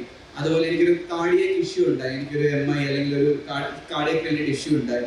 ഇതെല്ലാം കോവിഡ് വന്നതിന് ശേഷമാണ്, അല്ലെങ്കിൽ കോവിഡ് വാക്സിൻ എടുത്തതിന് ശേഷമാണ്. ഇന്ന് പൊതുവെ ആൾക്കാരുടെ ഇടയിൽ ഒരു കംപ്ലൈന്റ് ആണ് അത്. ആരും ഇങ്ങനെ അവർക്ക് കിട്ടിയൊരു ഇൻഫർമേഷനോ മിസ്ഇൻഫർമേഷനോ ആണ്. അതിനെപ്പറ്റി സാറിന്റെ അഭിപ്രായം ആസ് എ സീനിയർ ഫിസിഷ്യൻ എന്താ? ഈ കോവിഡ് വന്നതിന് ശേഷം ചില ആരോഗ്യ പ്രശ്നങ്ങൾ നോക്കിയിട്ടുണ്ട്. ഉദാഹരണമായിട്ട് ലോങ് കോവിഡ് വന്ന ആളുകളിൽ ഈ രക്തം കട്ട പിടിക്കാനുള്ള ഒരു പ്രവണത കൂടുതൽ കാണുന്നുണ്ടെന്നത് അംഗീകരിക്കപ്പെട്ട വസ്തുതയാണ്. അതുകൊണ്ട് തന്നെ ഒരു ഹാർട്ടിന്റെ കംപ്ലൈന്റ് അല്ലെങ്കിൽ തലച്ചോറിന്റെ സ്ട്രോക്ക് രണ്ടും ഈ ഹാർട്ടിന്റെ സ്ട്രോക്കാണ് ഹാർട്ട് അറ്റാക്ക് എന്ന് പറയുന്നത്, തലച്ചോറിന്റെ സ്ട്രോക്കാണ് പക്ഷാഘാതമായിട്ട് പറയുന്നത്. രണ്ട് സ്ട്രോക്ക് തന്നെയാണ്. അപ്പോൾ ഈ പ്രോട്രോബോട്ട് നമ്മുടെ സാങ്കേതികമായിട്ട് പ്രോട്രോബോട്ടിക് എന്ന് പറയും, അതായത് രക്തം കട്ട പിടിക്കുന്നതിനെ പ്രേരിപ്പിക്കുന്ന രീതിയിലുള്ള ഒരു അവസ്ഥ കോവിഡിന് ശേഷം ഉണ്ടായിട്ടുണ്ട്, കൂടുതലായിട്ട് ഉണ്ടായിട്ടുണ്ടെന്നുള്ള അവസ്ഥ. അപ്പം അത് എല്ലാവർക്കും ഇല്ല. അപ്പം അതുകൊണ്ട് തന്നെ ഈ MI കാർഡിയാക് പ്രോബ്ലംസും അത് ബ്രെയിൻ ഇഷ്യൂസും കുറച്ച് കൂടുതൽ ഉണ്ടായിട്ടുണ്ട്. പിന്നെ മറ്റൊന്ന് ഈ വാക്സിനേഷൻ്റെ കാര്യം പറയുന്നതാണ്. വാക്സിൻ ഈ പറയുന്ന മാതിരി വളരെ ഗുരുതരമായ പ്രത്യാഘാതങ്ങൾ ഉണ്ടാക്കുന്നതായിട്ട് തെളിവുകളില്ല, പഠനങ്ങളില്ല. പക്ഷേ ചില ഒന്നോ രണ്ടോ കമ്പനികൾ പുറത്തിറക്കിയ ചില വാക്സിനുകൾ ഉപയോഗിക്കുന്നവർക്ക് കുറച്ച് പ്രോട്രോബോട്ടിക് സ്റ്റേറ്റ് ഉണ്ടായിട്ടുണ്ട് എന്നുള്ളതും ചില ഒരു ഒബ്സർവേഷൻ വന്നിട്ടുണ്ട്, ചില നിരീക്ഷണങ്ങൾ വന്നിട്ടുണ്ട്. ഈ കോവിഡ് വളരെ അടുത്ത കാലത്ത് വന്നു പോയിട്ടുള്ളതാണ്. അതുമായി ബന്ധപ്പെട്ട എല്ലാ പഠനങ്ങളും പൂർത്തിയാക്കുവാനും നമുക്ക് ആ മനുഷ്യകുലത്തിന് ആവശ്യമായ എല്ലാ വിവരങ്ങളും കിട്ടാൻ ഇനിയും വർഷങ്ങൾ പിടിക്കും. ഇനിയും അനേകം വർഷങ്ങൾ പിടിച്ചാൽ അത് ടെക്സ്റ്റ് ബുക്കായിട്ട് വരികയുള്ളൂ. അപ്പോൾ നമുക്ക് അനുമാനങ്ങളിലാണ് കുറെ ഉള്ളത്. അതുകൊണ്ട് അതിനുശേഷം ആ പ്രത്യേക കമ്പനികൾ തന്നെ ആ ആരോപണ വിധേയമായ വാക്സിനുകൾ പിൻവലിച്ചിട്ടുണ്ട് എന്നുള്ളതാണ്. അപ്പോൾ എന്നാൽ എല്ലാ കോവിഡ് വാക്സിനും എടുക്കുന്നത് 4 പ്രാവശ്യം എടുത്തിട്ടുള്ളതാണ്. അപ്പോൾ നമുക്കൊന്നും അതുകൊണ്ടൊരു പ്രശ്നം ഉണ്ടായിട്ടില്ല. അപ്പോൾ കോവിഡ് വാക്സിനേഷനും കാര്യമായിട്ട് പ്രശ്നമില്ല. പക്ഷേ കോവിഡ് എന്ന് പറയുന്നത്, ലോങ് കോവിഡ് എന്ന് പറയുന്നത്, കോവിഡിന് ശേഷം അതിൽ ചില ആളുകൾക്ക് ചില കാർഡിയോവാസ്കുലർ സിംറ്റംസ്, പറഞ്ഞ മാതിരി സ്ട്രോക്ക്, അതുപോലെ തന്നെ MI ഇൻഫാക്ഷൻ, ഹാർട്ട് കംപ്ലൈൻസ് കൂടുന്നതായിട്ട് കണ്ടിട്ടുണ്ട്. അത് ശ്വാസകോശ സംബന്ധമായിട്ട് ചില ആളുകൾ കൂടുതലായിട്ട് കണ്ടിട്ടുണ്ട്. അപ്പോൾ ഇൻഡസ്ട്രിയൽ ഫൈബ്രോസിസ്, അതുപോലെ recurrent respiratory infections, auto immune disease ഉണ്ടല്ലോ, അത് പലതും തന്നെ ഡോർമൻ്റ് ആയിട്ട് ഉറങ്ങിക്കിടന്നിരുന്ന ഓട്ടോ ഇമ്മ്യൂൺ ഡിസീസുകൾ ഉണർത്തിയിട്ടുണ്ട്. ശ്രീരാമൻ ഭഗവാന്റെ പാദസ്പർശനൊക്കെ കല്ല് അഹല്യയെ പോലെ, അത് ആ കല്ല് അഹല്യയെ പോലെ പലപ്പോഴും കോവിഡിന് ശേഷം ഞാൻ അതിൻ്റെ ഇരയാണ്. എനിക്ക് ഓട്ടോ ഇമ്മ്യൂൺ ഡിസീസ് ഉള്ളതാണ്, ഈ ആർത്രൈറ്റിസ് ഉള്ളതാണ്. അപ്പോൾ കോവിഡിന് ശേഷം എൻ്റെ ആർത്രൈറ്റിക് ഇൻസിഡൻസ് വളരെ കൂടിയിട്ടുണ്ട്. അപ്പം അങ്ങനെ കുറച്ച് കാര്യങ്ങൾ കോവിഡ് സൃഷ്ടിച്ചിട്ടുണ്ട് എന്നുള്ളത് വാസ്തവം. അതുപോലെ മാഡത്തിനുള്ള സ്പെസിഫിക് ആയിട്ടുള്ള മാഡത്തിനുള്ള ക്വസ്റ്റ്യൻ ആണ്. മാഡം ഈ സെഷൻ ഉണ്ട് എന്നുള്ളതുകൊണ്ട് ഓഡിയൻസിന് വന്നൊരു ചോദ്യമാണ്. അതായത് കോവിഡിൻ്റെ സമയത്തും അതിനുശേഷവും ഓൺലൈൻ വഴി വളരെ സജീവമായി ഉള്ള ഒരാളാണ്. ഇൻഫർമേഷൻസ് കൃത്യമായി ക്ലാരിഫൈ ചെയ്ത് കൊടുക്കുന്ന ആളാണ്. സ്പെസിഫിക്കായി ചോദിക്കുന്നത്, മാഡം ഒരു പുസ്തകം എഴുതിയിട്ടുണ്ടായി, എയിൻ ഹെൽത്ത് റിലേറ്റഡ് പുസ്തകമാണ്, കുട്ടികളിൽ ആരോഗ്യ സംബന്ധിച്ച പുസ്തകം. ഈ പറയുന്ന പോലെ ഡോക്യുമെന്റഡ് ആക്കണം എന്നുള്ള ഒരു സ്വയം ഒരു ആഗ്രഹത്തിന്റെ ഭാഗമായിട്ടാണോ, അതോ കൂടുതൽ ആൾക്കാരിലേക്ക് നമ്മൾ പറയുന്ന കാര്യങ്ങൾ എത്തിക്കണം എന്നുള്ള ഉദ്ദേശം കൊണ്ടാണോ ഒരു പുസ്തകം ഫോർമാറ്റിലേക്ക് ഇത് ചെയ്തത്? അതുകൊണ്ട് തന്നെയാണ്. കാരണം എൻ്റെ ആദ്യത്തെ പുസ്തകമാണ് ഡോക്ടറെ ഞങ്ങളുടെ കുട്ടി ഓക്കെ ആണോ എന്നുള്ളതാണ് പുസ്തകത്തിന്റെ പേര്. കാരണം അത് എന്തുകൊണ്ടാണ് ടൈറ്റിൽ ഇട്ട് ചോദിച്ചു കഴിഞ്ഞാൽ, ഒരു പീഡിയാട്രിഷ്യൻ എന്ന രീതിയിൽ നിങ്ങളെല്ലാവരും, മക്കളുടെ എല്ലാവരും ഒരു തവണയെങ്കിലും നിങ്ങളുടെ ഡോക്ടറോട് ചോദിച്ചിട്ടുണ്ടായിരിക്കും, എൻ്റെ കുട്ടി ഓക്കെ ആണോ ഡോക്ടറെ, നമ്മൾ ഓക്കെ ആണോ എന്നുള്ളത്.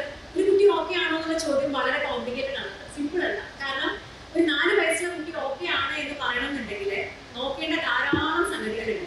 ആ കുട്ടിയുടെ തൂക്കം, ആ കുട്ടിയുടെ ഉയരം, ആ കുട്ടിയുടെ മെന്റൽ ഹെൽത്ത്, ആ കുട്ടിയുടെ ഭൗതികപരമായിട്ട് ബുദ്ധിപരമായിട്ടുള്ള വളർച്ച, അങ്ങനെ കുത്തിവയ്പ്പ്, എന്തൊക്കെ കുത്തിവയ്പ്പുകൾ ആ കുട്ടി എടുത്തിട്ടുണ്ട്, ആ കുട്ടിക്ക് എന്തൊക്കെ ഭക്ഷണങ്ങൾ കിട്ടുന്നുണ്ട്, അങ്ങനെ കുറേ കാര്യങ്ങൾ അസസ് ചെയ്താലാണ് ഒരു കുഞ്ഞ് നോർമൽ ആണ് എന്ന് ഒരു പീഡിയാട്രിഷ്യന് പറയാൻ സാധിക്കും. ഇന്ന് ഞങ്ങൾ കാണുന്ന ഒരു അത് നല്ലൊരു കാര്യമാണോ ചീത്ത കാര്യമാണോ എന്നുള്ളത് നമ്മൾ ആലോചിക്കേണ്ടതാണ്. ഇന്ന് ഞങ്ങളുടെ അടുത്ത് വരുന്ന മാതാപിതാക്കളിൽ നല്ല ശതമാനം ആളുകളും പലപ്പോഴും ട്രീറ്റ്മെന്റ് അടക്കം ഞങ്ങൾക്ക് ഇങ്ങോട്ട് പറഞ്ഞു തരും. അതായത് കുട്ടിയുടെ സിംറ്റംസ് അല്ല എന്ന് പലരും പറയാം. പണ്ടൊക്കെ നിങ്ങൾ എന്താ പറയാ, ഡോക്ടറെ എന്റെ കുട്ടിക്ക് ചെറിയൊരു പനി ജലദോഷം ഉണ്ട് എന്ന് പറയുന്നതിന് പകരം ഇന്ന് അച്ഛനമ്മ കാര്യം അവർ അത്രയും എഡ്യൂക്കേറ്റഡ് ആണ്. അവരെ ഗൂഗിൾ സെർച്ച് ചെയ്തിട്ടുണ്ട്, ഈ സിംറ്റംസ് എല്ലാം വെച്ചിട്ടൊക്കെ എന്തായിരിക്കാം രോഗം എന്ന് സെർച്ച് ചെയ്തിട്ടുണ്ട്. അപ്പൊ നിങ്ങൾക്ക് വരുന്നതിന് മുമ്പ് തന്നെ അവർ ഒരു തറോ സ്റ്റഡി നടത്തിയിട്ടാണ് വരുന്നത്. അപ്പോൾ പലപ്പോഴും എൻ്റെ അടുത്ത് വന്ന് പറയുക, ഡോക്ടർ ഈ അപ്പർ റെസ്പിറേറ്ററി ട്രാക്ട് ഇൻഫെക്ഷൻ ആണെന്നാണ്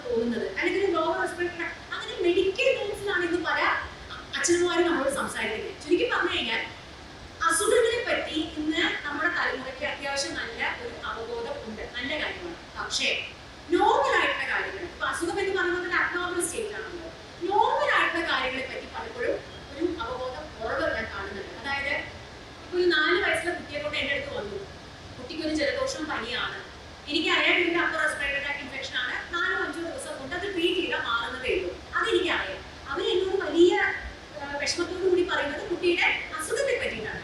പക്ഷേ പലപ്പോഴും ഞാൻ ഈ 4 വയസ്സുള്ള കുട്ടിയെ നോക്കുമ്പോൾ ഐഡിയലി 4 വയസ്സുള്ള കുട്ടിക്ക് 3 സെന്റിമീറ്റർ എങ്കിലും ഉയരം വേണം, ഒരു 10-15-16 കിലോ എങ്കിലും തൂക്കം വേണം. ഞാൻ നോക്കുന്ന സമയത്ത് എന്നെ കൂടുതൽ വിഷമിപ്പിക്കുന്നത് കുട്ടിയുടെ ഹൈറ്റ് ചിലപ്പോൾ 90 സെന്റിമീറ്റർ ആയിരിക്കും, ചിലപ്പോൾ കുട്ടിയുടെ വെയിറ്റ് 12 കിലോ ആയിരിക്കും.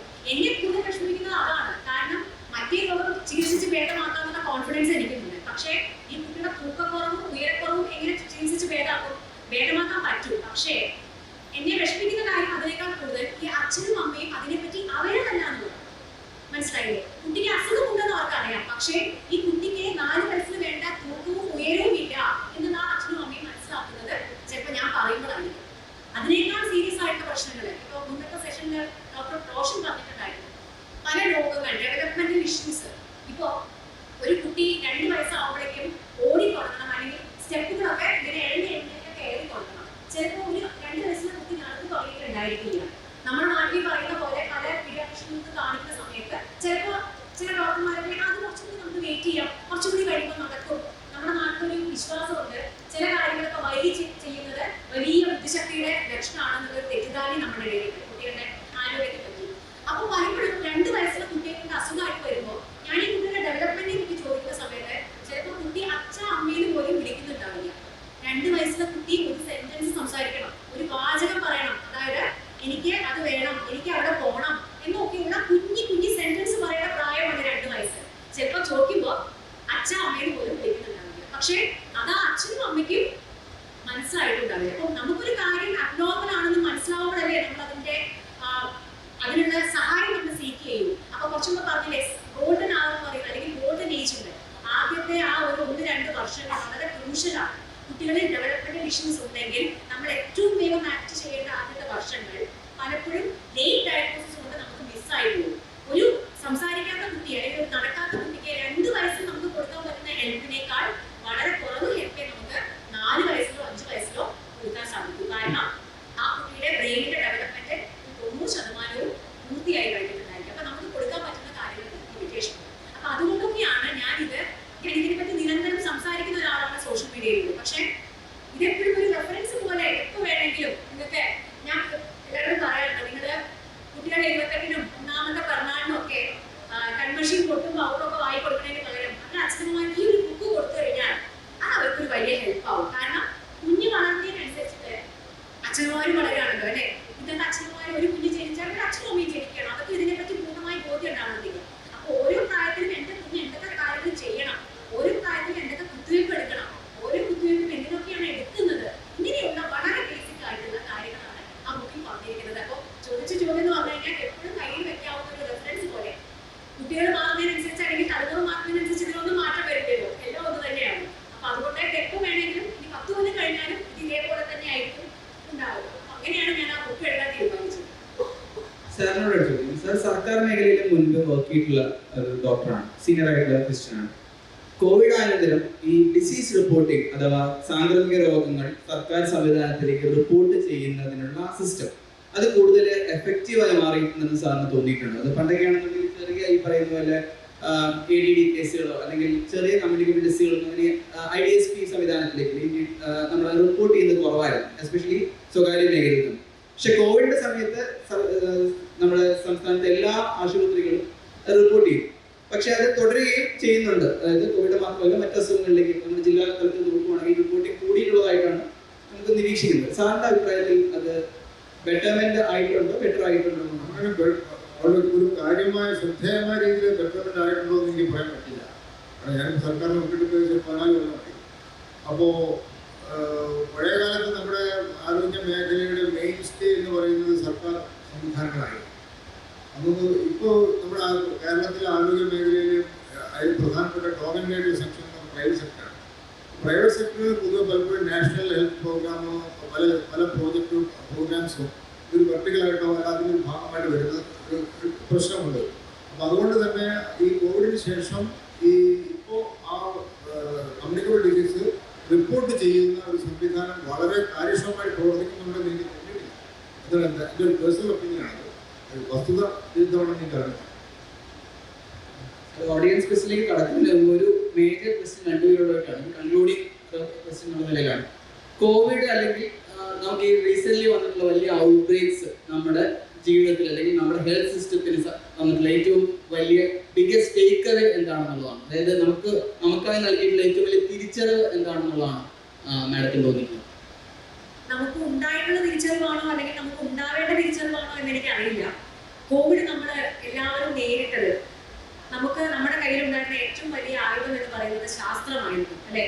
നമ്മളെല്ലാവരും, ഞാനും നിങ്ങളും ഇന്നിവിടെ ജീവനോടെ ഇരിക്കുന്നുണ്ടെങ്കിൽ മനുഷ്യരാശി കോവിഡിന് മുമ്പേ കോവിഡിന് ശേഷം എന്ന് പറയുന്ന രീതിയിൽ നമ്മൾ അതിനെ സർവൈവ് ചെയ്തിട്ടുണ്ടെങ്കിൽ അതിന് നമ്മുടെ കൂടെ നിന്നത് ശാസ്ത്രമാണ്. അപ്പൊ അതുകൊണ്ട് അതിൽ നിന്ന് നമ്മൾ പഠിക്കേണ്ട ഒരു വലിയ കാര്യം എന്ന് പറയുന്നത് ശാസ്ത്രത്തെ വിശ്വസിക്കുക, ശാസ്ത്രീയമായിട്ടുള്ള കാര്യങ്ങൾ ഫോളോ ചെയ്യുക, ആ ഒരു സയന്റിഫിക് ടെമ്പർ നമ്മൾ മുന്നോട്ട് കൊണ്ടുപോകുക, ആധികാരികമായിട്ടുള്ള സോഴ്സുകളിൽ നിന്ന് മാത്രം ആരോഗ്യ കാര്യങ്ങൾ നിങ്ങൾ വിശ്വസിക്കുക, അത് ഫോളോ ചെയ്യുക. അത് മാത്രം ചെയ്തു കഴിഞ്ഞാൽ തന്നെ കോവിഡ് എന്നല്ല എന്തിനേയും നമുക്ക് സർവൈവ് ചെയ്യാൻ സാധിക്കുമെന്ന് ഞാൻ വിശ്വസിക്കുന്നു. കോവിഡിന് ശേഷം നമുക്ക് കിട്ടിയ ഏറ്റവും വലിയ തിരിച്ചറിവ്? കോവിഡിന് ശേഷമുള്ള തിരിച്ചറിവ് നമ്മൾ സസ്റ്റെയിൻ ചെയ്യുന്നുണ്ടെന്ന് വെച്ച് കഴിഞ്ഞാൽ ഞാൻ പൂർണ്ണമായി അത്ര ശുഭാപ്തി പോസിറ്റീവായിട്ട് പറയുകയില്ല. കോവിഡ് നമുക്ക് ധാരാളം തിരിച്ചറിവുകൾ നൽകേണ്ടതായിട്ടുണ്ടായിരുന്നു. പക്ഷെ നമ്മുടെ കേരളീയ സമൂഹം ഈ ഇപ്പോഴത്തെ ഈ വളരെ വേഗതയേറിയ ജീവിതത്തിൽ ഈ നവസമ്പന്നതയും അതിഭൗതികതയും കളം നിറഞ്ഞാടുന്ന ഈ കാലഘട്ടത്തിൽ മലയാളിയുടെ ഓർമ്മകൾ വേണ്ടത്ര സൂക്ഷിക്കപ്പെടുമെന്ന് എനിക്ക് തോന്നുന്നില്ല. പലപ്പോഴും ആവശ്യമുള്ള ഓർമ്മകൾ സൂക്ഷിക്കുന്നത് നമുക്ക് പരാജയപ്പെട്ടു പോകുന്നുണ്ട്. അപ്പം അതുകൊണ്ട് കോവിഡിന് ശേഷം നമ്മളൊക്കെ പ്രതീക്ഷിക്കുന്ന ഈ മേഖലയിൽ നമ്മുടെ കേരളീയ ആരോഗ്യ മേഖലയുടെ ഈ പൂർണ്ണമായ ട്രാൻസ്ഫോർമേഷൻ അങ്ങനെ 5 ദശകങ്ങൾക്കുള്ളിൽ ഈ പഴയ കാലത്ത് ഉണ്ടായിരുന്ന രോഗങ്ങളും പിന്നെയുള്ള കാര്യങ്ങളൊക്കെ ശരിക്കും നേരിട്ട് കണ്ട് സാക്ഷ്യം വഹിച്ചതാണെന്ന് എനിക്ക് പറയുന്നത്. നമുക്ക് നേരത്തെ ഡോക്ടർ സൗമ്യ പറഞ്ഞിരുന്നത് ഒരു അതായത് നമ്മൾ രോഗങ്ങളെ കുറിച്ച് പറയുന്നതോടൊപ്പം തന്നെ അതിനേക്കാൾ കൂടുതലായിട്ട് നമ്മൾ ആരോഗ്യത്തെ കുറിച്ച് സംസാരിക്കേണ്ട സമയമായിട്ടുണ്ട്. We never discuss about health, we discuss about diseases. ഇപ്പോൾ പല ആരോഗ്യ പ്രസിദ്ധീകരണങ്ങളുടെയും ചില മാസപ്പതിപ്പുകൾ കിഡ്നി പതിപ്പ്, അല്ല ഹാർട്ട് അറ്റാക്കിന്റെ പതിപ്പ്, തലച്ചോർ ബ്രെയിൻ ട്യൂമറിന്റെ പതിപ്പ്, ഇങ്ങനെയൊക്കെയാണ്. ഈ പതിപ്പുകളൊക്കെ രോഗങ്ങളെ കുറിച്ചാണ്. ആരോഗ്യത്തെ കുറിച്ച് ഹെൽത്ത് എന്ന് പറയുന്നത് എന്താണ്? അത് ഹെൽത്ത് കാശ് കൊടുത്ത് വാങ്ങാൻ പറ്റുന്നില്ല. പലപ്പോഴും ഈ തരത്തിലുള്ള നമ്മുടെ ഇൻഷുറൻസിന്റെ കാലഘട്ടത്തിൽ ആളുകൾ മലയാളിയുടെ വിജയകരം എന്ത് പ്രശ്നം കഴിച്ചാൽ തിരക്കില്ല, എങ്ങനെ ജീവിച്ചാലും കുഴപ്പമില്ല, ഇൻഷുറൻസ് ഉണ്ടല്ലോ, കാശ് കൊടുത്ത് ആരോഗ്യം വാങ്ങാമെന്നാണ്. ഒരിക്കലും കാശ് കൊണ്ട് ആരോഗ്യം വാങ്ങാൻ സാധ്യമല്ല, ഇത് മനസ്സിലാക്കേണ്ടതായിട്ടുണ്ട്. അപ്പൊ അതുകൊണ്ട് ആരോഗ്യം എന്ന് പറയുന്നത് നമ്മുടെ കണ്ണിലെ കൃഷ്ണമണി പോലെ ഒരു വ്യക്തി ഒറ്റയ്ക്കും കൂട്ടായി സമൂഹവുമായിട്ട് ചേർന്നുകൊണ്ട് നേടിയെടുക്കേണ്ട വളരെ വളരെ വളരെ പ്രധാനപ്പെട്ട ഒരു മൂല്യമാണ്, ഒരു സ്വത്താണ്, ഒരു ഗിഫ്റ്റാണ് എന്ന് മനസ്സിലാക്കേണ്ടതാണ് ഏറ്റവും പ്രധാനമായ ഒരു പാഠം. ആ പാഠം നമുക്ക് കോവിഡിന് ശേഷം നമ്മൾ പൂർണ്ണമായി ഉൾക്കൊണ്ടോ എന്നൊരു സംശയമുണ്ട്. അതുകൊണ്ട് നമ്മളിപ്പോഴും ഇങ്ങനെ സംസാരിക്കുക, അങ്ങനെ നമ്മളിപ്പോൾ ഒരു അമിതമായ 2200 കലോറി ഒരു മനുഷ്യൻ സാധാരണ കഴിക്കേണ്ട ഭക്ഷണമുള്ളത് അധ്വാനിക്കുന്ന ഒരാൾക്ക്. നേരെ മറിച്ച് നമ്മൾ ഒരു ദിവസം ചിക്കൻ ബിരിയാണിയും അതിൻ്റെ കൂടെ കുറെ കോളയും എല്ലാം കഴിക്കുന്നവരും അതുപോലെ കഴിക്കുന്ന ആളുകൾ 3600-4000 കലോറി ഒരു മനുഷ്യൻ ഒരു ദിവസം കഴിക്കുന്നുണ്ട്. അതിൽ യാതൊന്നും അധ്വാനിക്കുന്നുമില്ല. അപ്പൊ ഇങ്ങനെ നമ്മൾ കഴിക്കാൻ തീരുമാനയോട് സമീപിക്കുമ്പോൾ നമ്മൾ എങ്ങനെ പെരുമാറണം എന്ന് പോലും നമുക്ക് ചില തിരിച്ചറിവ് ഉണ്ടായിട്ടില്ല എന്നതാണ്. അപ്പൊ ഇങ്ങനെയുള്ള തിരിച്ചറിവുകൾ നമുക്ക് ധാരാളം ഉണ്ടാവേണ്ടതായിരിക്കും. പക്ഷെ നിർഭാഗ്യവശാൽ പൂർണ്ണമായി കിട്ടിയെന്ന് അറിയില്ല. അക്കാര്യം ഞാൻ അത്ര ഓപ്റ്റിമിസ്റ്റിക് അല്ല. ഭാവിയിൽ ഇതിലും വലിയൊരു ഔട്ട് ബ്രേക്ക് നമുക്ക് ഉണ്ടാവരുത്, അല്ലെങ്കിൽ പാൻഡമിക് ഉണ്ടാവരുത് എന്നുള്ള ഒരു പ്രതീക്ഷയും നമുക്ക് ഓഡിയൻസ് ക്വസ്റ്റ്യനിലേക്ക് കിടക്കാമെന്ന് തോന്നുന്നു.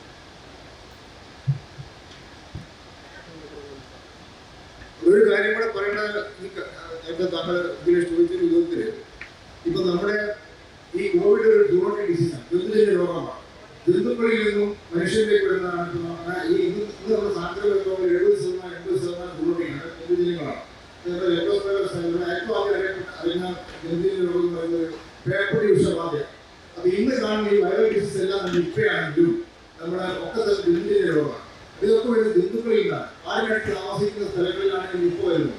അപ്പൊ അങ്ങനെ നമുക്ക് പ്രകൃതിയും ഈ മൃഗസമ്പത്തും മനുഷ്യന്റെയും ആരോഗ്യങ്ങൾ വ്യത്യസ്ത കമ്പാർട്ട്മെന്റുകളല്ല എന്ന് തിരിച്ചറിയേണ്ട ഒരു പാഠമുണ്ട്. അതായത് വൺ ഹെൽത്ത് എന്ന് പറയുന്നത് പുതിയ സമിതി വന്നുകൊണ്ടിരിക്കുന്നത്. വൺ ഹെൽത്ത് എന്ന് പറഞ്ഞാൽ ഇവിടെ പ്രകൃതിയുടെ ആരോഗ്യവും പരിസര ആരോഗ്യവും ഈ നമ്മൾ വളർത്തുന്നതും അല്ലാത്തതുമായ വന്യമൃഗങ്ങളും ഡൊമസ്റ്റിക്കേറ്റഡ് ആനിമൽസിന്റെ എല്ലാത്തിൻ്റെയും ആരോഗ്യവും അവയുടെ നിയന്ത്രണം വഹിക്കുന്ന മനുഷ്യന്റെ ആരോഗ്യവും 3 വ്യത്യസ്ത കമ്പാർട്ട്മെന്റുകളല്ല ഒരു കമ്പാർട്ട്മെന്റിലാണ് ഇത് മനസ്സിലാക്കേണ്ടതുണ്ട്. അപ്പോൾ പുറത്തേക്ക് മാലിന്യം വലിച്ചെറിയുന്നവരെ മനസ്സിലാക്കുക അവർ വൺഹെൽത്തിന്റെ കപ്പാസിറ്റിക്ക് വൺഹെൽത്ത് എന്നുള്ള കൺസെപ്റ്റിലെ പ്രവർത്തിക്കുന്നവരാണ്. സ്വന്തം വീട്ടിലെ പശുവിനെയും മാലിന്യം കോഴിയെയും താറാവിനെയും അതുമായിട്ടുള്ള ഇന്റർഫേസ് ആരോഗ്യകരമായിട്ട് നടത്താത്തവൻ സത്യം പറഞ്ഞാൽ ഈ വൺഹെൽത്തിന്റെ പ്രവർത്തിക്കുന്നവരാണ്. അതുകൊണ്ട് തന്നെ ഇന്നിപ്പോ ഈ വൺഹെൽത്ത് എന്ന് പറയുന്ന ഇത്തരത്തിലുള്ള കൺസെപ്റ്റ് ഇവിടെ കോവിഡിന് ശേഷം വരേണ്ടതായിരുന്നു, പക്ഷെ വേണ്ടമായി ആയിരുന്നു. മേഡം പറഞ്ഞു ഞങ്ങളിൽ തന്നെ ഡോക്ടർമാരിൽ തന്നെ നല്ലവരല്ലാത്ത ആളുകളുണ്ട്, കാരണം ശരിയായ രീതിയിലല്ലാത്ത ആളുകളുണ്ടെന്ന് പറഞ്ഞു. ഈ സാധാരണ ജനങ്ങൾക്ക് തിരിച്ചറിയാൻ പറ്റില്ലല്ലോ ഏത് ഡോക്ടറാണ് നല്ല ഡോക്ടർ, ഏത് ഡോക്ടറാണ് ആളെ തിരിച്ചറിയുന്ന പ്രശ്നം വരുന്നുണ്ട്. അതുകൊണ്ട് എനിക്ക് അറിയാവുന്ന 2 കാര്യമുണ്ട്. ഞാനൊരു 2 വെല്ലുവിളി കൊണ്ടുവരുന്ന ഡോക്ടർക്ക് പോയാൽ 4 തരം മരുന്ന് എഴുതി തന്നു. ഞാൻ ഇപ്പോൾ ഡോക്ടറിൻ്റെ അതേപോലെ തന്നെ മെഡിക്കൽ ഷോപ്പിൽ പോയപ്പോൾ അദ്ദേഹം പറഞ്ഞു ഇതിൽ 3 മരുന്ന് വാങ്ങിയാൽ മതി, മറ്റേ മരുന്നുകൾ വേണ്ട ആവശ്യമില്ലാന്ന് പറഞ്ഞു. ഞാൻ സത്യത്തിൽ വിശ്വസിച്ച് 3 മരുന്ന് വാങ്ങി അവർക്ക് കൊടുക്കുകയും ചെയ്തു. അതോടൊപ്പം ഷുഗർ മാറി, ഒരു പ്രശ്നവുമില്ല, ഒരു പ്രശ്നമുണ്ട്. രണ്ടാമത് ഇപ്പോൾ എൻ്റെ ബന്ധുവൊരു ലാബിൽ വർക്ക് ചെയ്യുന്നു. ആ ലാബിൽ വർക്ക് ചെയ്യുന്ന ആള് ഒരാഴ്ചയിൽ അത് സൂക്കി സൈഡിൽ ഞങ്ങളുടെ വീട്ടിൽ വരാറുണ്ട്. ഇത് ഡോക്ടർമാരെ കൊടുക്കാനുള്ള പൈസയാണ് ഉണ്ടാക്കുന്നതെന്ന് പറയുന്നത്. എൻ്റെ ബന്ധുവാണ് ഇതിലേക്ക് അറിയാവുന്നവരാണ് സൂക്കേസിൽ കുറേ ഡോക്ടർമാർക്ക് കൊടുക്കാനുള്ള പൈസയാണ് ഈ സൂക്കേസിൽ ഉള്ളത്. കാരണം ഈ വെറുതെ എഴുതി കൊടുത്താൽ ലാബിൽ ആവശ്യമില്ലാത്ത എഴുതി കൊടുത്താൽ അതിൻ്റെ കമ്മീഷൻ ഇതാണ്. പിന്നെ ഈ കോവിഡിൻ്റെ എതിരായിട്ട് കോവിഡ് വാക്സിൻ എതിരായിട്ട് ഡോക്ടർ മെഡിക്കൽ കോളേജിൽ സർട്ടിഫിക്കറ്റ് വരെ സംസാരിക്കുന്നതാണ് എനിക്ക് തോന്നുന്നത്. ഇതിൻ്റെ ആവശ്യമില്ല. ഇപ്പം തന്നെ മേഡം ഇത് പറഞ്ഞു, പിന്നെ ആഫ്റ്റർ എഫക്ട് വന്നിട്ട് കുറേ ഇത് പിൻവലിക്കുന്നു. കുറേ ആളുകളെ എടുത്തതിന് ശേഷമാണ് അത് പിൻവലിച്ചത്. ഒരു കാര്യം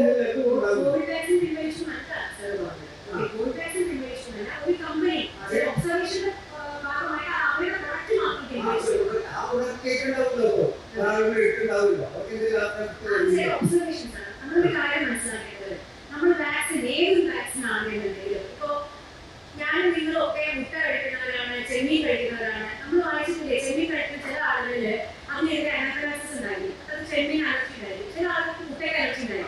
അത് ഈ ഇരിക്കുന്ന ആളുകളിൽ ആർക്കുണ്ടാവില്ല എന്നത് നമുക്ക് മുൻകൂട്ടി പറയാൻ സാധിക്കില്ല. ഇത്രയും പേര് ചിലപ്പോൾ ഒരു വാക്സിൻ എടുക്കുന്ന സമയത്ത് ചില വീട്ടിൽ ഒരാൾക്ക് അതിന്റെ ബുദ്ധിമുട്ട് ഉണ്ടായേക്കാം. അത് ഏതൊരു ഭക്ഷണം നമ്മളിപ്പോ മുട്ട ചെമ്മീൻ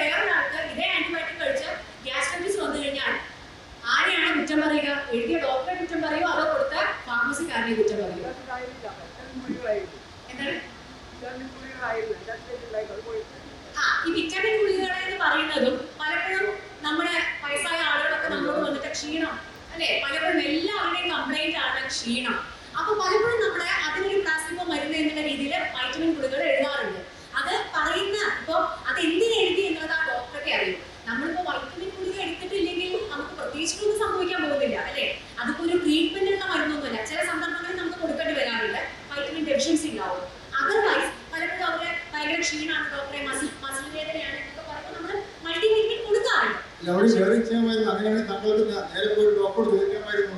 ഞാൻ അതുകൊണ്ടാണ് ഞാൻ പറഞ്ഞത്. കാരണം നിങ്ങളുടെ ആ ഡോക്ടറുടെ സേവനം വാങ്ങിയത് കാശ് കൊടുത്തിട്ടാണല്ലോ. അപ്പോൾ ആസ് എ കസ്റ്റമർ അത് കൂടെ കണക്കാണുമ്പോൾ നിങ്ങൾ ഇതേക്കൂടെ ഇവര് റൈറ്റ്, ഞങ്ങൾക്ക് അതിനുള്ള അവകാശമുണ്ട്. ആ ഡോക്ടർ പോയി കണ്ടിട്ട് എനിക്ക് ഇതിന് 6 മരുന്ന് 3 മരുന്ന് മതി എന്ന് പറയുന്നുണ്ടെങ്കിൽ അവിടെ ക്ലിയർ ചെയ്യാമായിരുന്നു. അവിടെ ചെറിയൊരു ഒരു കമ്മ്യൂണിക്കേഷൻ ഗ്യാപ്പ് വന്നോ എന്നൊരു സംശയം. പിന്നെ ഒരു കാര്യം കൂടി, ഇങ്ങനെ വിശ്വസിച്ചിട്ടാണ് ഡോക്ടർമാരുടെ അടുത്ത് പോകാന്ന് ചോദിച്ചിട്ടോ. നമ്മൾ എന്ത് വിശ്വസിച്ചിട്ടാണ് നമ്മുടെ കുട്ടികളെ സ്കൂളുകളിൽ വിടുന്നത്? എല്ലാം ഞാൻ കുറച്ച് മുമ്പ് പറഞ്ഞ അതേ ഒരു എക്സാമ്പിൾ തന്നെ ഞാൻ ചോദിക്കാം. അധ്യാപകരും തന്നെ പല ആളുകളുണ്ട്. അതുകൊണ്ട് നമ്മൾ നമ്മുടെ കുട്ടികളെ സ്കൂളിൽ വിടാതിരിക്കുന്നുണ്ടോ? ഇതൊക്കെ നമുക്ക് സാമൂഹികമായിട്ട് എല്ലാവരും ഉള്ള നന്മയും തിന്മയാണ്. നിങ്ങൾക്ക് 1-2 തവണ ഡോക്ടർക്ക് പോകുമ്പോൾ നിങ്ങൾക്ക് മനസ്സിലാവും. നമ്മളൊക്കെ മനുഷ്യന്മാരല്ലേ, മനുഷ്യൻ അങ്ങോട്ടും ഇങ്ങോട്ടും ഇടപഴകുമ്പോൾ ഇയാളെ വിശ്വസിക്കാൻ കൊള്ളുന്ന ആളാണോ അല്ലയോ എന്നുള്ളതൊക്കെ നമുക്ക് തന്നെ മനസ്സിലാവില്ലേ. എന്നാലും ഞങ്ങളാരും ചാക്കി ഉടക്കിന് ഡോട്ട് കിട്ടുന്ന ഡോക്ടർമാരെല്ലാന്ന് മാത്രം പറഞ്ഞുകൊണ്ട് ഇത് അവസാനിപ്പിക്കാതെ തോന്നുന്നു. ഹലോ, നമസ്കാരം. ഞാൻ ഡോക്ടർ പുറത്ത് അയൽവാസിയാണ്. ഡോക്ടർ പറയുന്നില്ല, ഞാനൊരു ഹൗസിംഗ് ലോൺ വരെ കൊടുത്തിട്ടുണ്ട് കുറേ മുന്നേ. എനിക്ക് ചോദിക്കാനുള്ള ചോദ്യം, ഞാൻ റിമോട്ട് ഒരു മെഡിസിൻ ക്ലോണസിപ്പം, അതായത് ഒരു 10-15-20 വർഷമൊക്കെ ഞാൻ ഉപയോഗിച്ചുകൊണ്ടിരിക്കുന്നുണ്ട്. പക്ഷേ ഇപ്പം മെഡിക്കൽ ഷോപ്പിൽ വെച്ചാൽ അവിടെ നമ്മളെ കാണുമ്പോൾ അവർ എന്തോ എന്തിനാ ചോദിക്കുന്നത്, എന്തിനാണ് വരുന്നത് എന്നുള്ളൊരു ഭയങ്കര ഭീകരമായ ഒരു ലെവലാണ് നമ്മൾ കാണുന്നത്. അത് എന്തുകൊണ്ടാണെന്ന് എനിക്ക് മനസ്സിലാവുന്നില്ല. ഞാൻ അത് ഡോക്ടർ ചെയ്തെന്നല്ല, ഡോക്ടർ ചെയ്തെന്നല്ല, വേറെ ഡോക്ടർ ചെയ്തെന്നാണ്.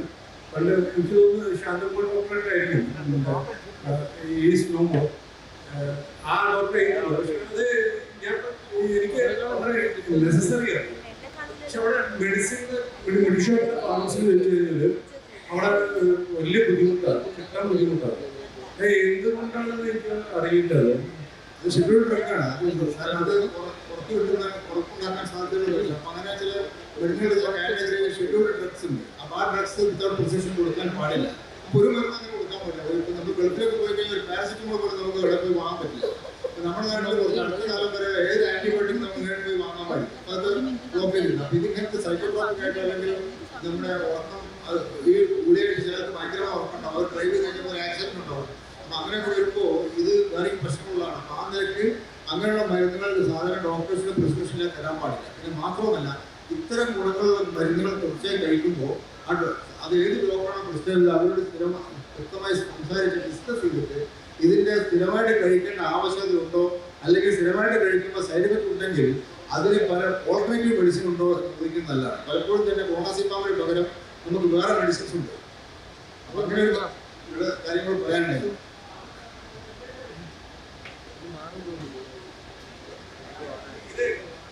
ഇത് ചോദിക്കുന്നത് ഞാൻ എനിക്കും തന്നെ തോന്നിയത് 15 വർഷമായി. അപ്പം സാറിന് തൊട്ടടുത്ത് തന്നെ എൻ്റെ വീടും കാര്യങ്ങളൊക്കെ. പക്ഷേ ഇത് 15 വർഷമായിട്ട് അവര് സ്റ്റോപ്പ് ചെയ്തിട്ടില്ല. എന്തുകൊണ്ട് സ്റ്റോപ്പ് ചെയ്യാൻ പറ്റാത്തത് എനിക്ക് മനസ്സിലാവുന്നില്ല. അത് നിങ്ങൾ അപ്രിഷിയേഷനായിട്ടാണ്. അപ്പോൾ അത് നിങ്ങൾ ഇനിയിപ്പോൾ ഇതില്ലാതെ പുറത്ത് കിട്ടുകയോ അല്ലെങ്കിൽ നോർമലൈസിലേക്ക് പോകാൻ പറ്റില്ല. അപ്പോൾ നല്ലത് താങ്കളുടെ കുടുംബ ഡോക്ടറുമായിട്ട് സംസാരിച്ച് ഈ ഒരു വിഷയം സംസാരിക്കുന്നത്. അപ്പോൾ അതിന് പുറത്ത് കിടക്കാനുള്ള മാർഗം അദ്ദേഹം പറഞ്ഞത് അങ്ങനെയാണെങ്കിൽ ശരി. സമയപരിമിതി തോന്നുന്നു. ഒരു മിനിറ്റ് കൂടി കൊടുക്കും.